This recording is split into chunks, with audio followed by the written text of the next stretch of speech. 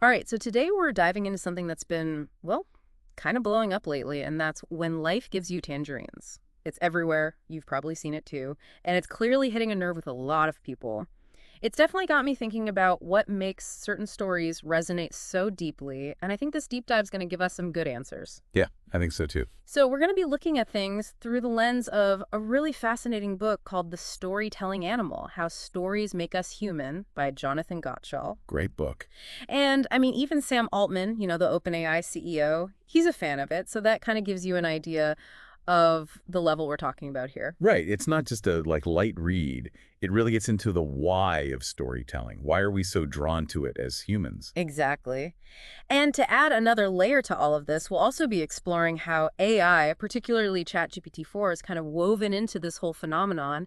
I mean, have you seen those AI-generated tributes to tangerines that fans have been creating? Yeah, it's amazing, isn't it? How it's being used to explore the emotional themes of the story in new ways. Okay, so let's start with Gasho. What's the big takeaway from the storytelling animal? What's he saying about why stories are so fundamental to us? Well, I think the core idea is that we're wired for stories. It's not just a form of entertainment. It's deeply ingrained in how we think and feel, even how we see ourselves in the world. He talks about how narratives, they shape our emotions and beliefs, even our identities. Gottschall even uses the term narrative transportation to describe how we get so absorbed in a story that we kind of enter its world. Yeah. And I think that's a big part of why something like When Life Gives You Tangerines is having such a visceral impact on people. Oh, yeah. They're getting pulled into that emotional space. That's interesting. It's like we experience those emotions along with the characters. You know what I mean? Like we're right there with them. Exactly. He actually Hmm. calls it the witchery of story. It's the emotional hook that draws us in and makes us care about what's happening. The witchery of story. I like that. Yeah. So we see this witchery at play with When Life Gives You Tangerines big time. Absolutely. It's clearly grabbing people on an emotional level. But, okay, now let's talk about AI. It's 2025. We've got this incredible technology, ChatGPT 4.0, that people are using to create art inspired by tangerines. It can generate all kinds of stuff based on what you tell it. What do you make of that? Well, it's definitely a fascinating development. I think on a practical level, it's intriguing to think about the business implications. Like, imagine if AI could help create super personalized fan experiences.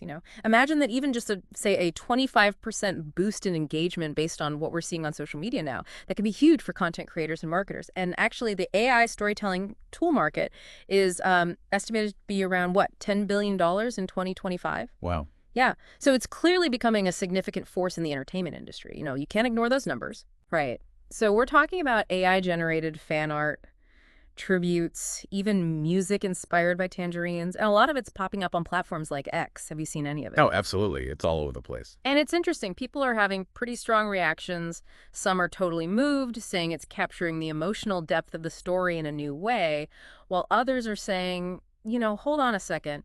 Where does AI fit in all of this? What does it mean for human creativity? Right, right. That's the big debate, isn't it? Is it enhancing creativity or, diluting it in some way? It's definitely something to think about. And it's interesting to me, Sam Altman himself recommending the storytelling animal.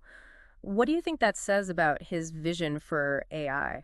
Well, it suggests that he sees AI as something that can work with human creativity, not necessarily replace it. Yeah. And the way people are responding to those AI-generated tributes, the emotional connection they're reporting, it definitely supports that idea. Maybe AI can actually help us explore and understand these powerful stories Mhm. in a deeper way. So what we're seeing with When Life Gives You Tangerines and how fans and, yeah, even AI are interacting with it, it's more than just a fun little trend. I think it actually reveals something really important about storytelling in 2025. It's like it gives us this glimpse into why we, our listeners, are drawn to certain types of content. Why does it captivate us? It really does. It all comes back to that emotional resonance, and AI is becoming part of that equation too. Right. So I want to leave our listeners with a thought here.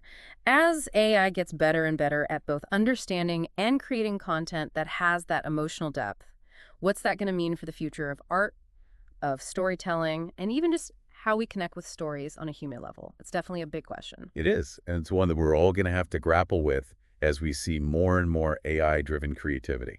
Absolutely. It's a really exciting and maybe even a little bit unsettling time to be thinking about storytelling. Thanks for joining us for this deep dive, My pleasure. and we'll see you next time. See you then.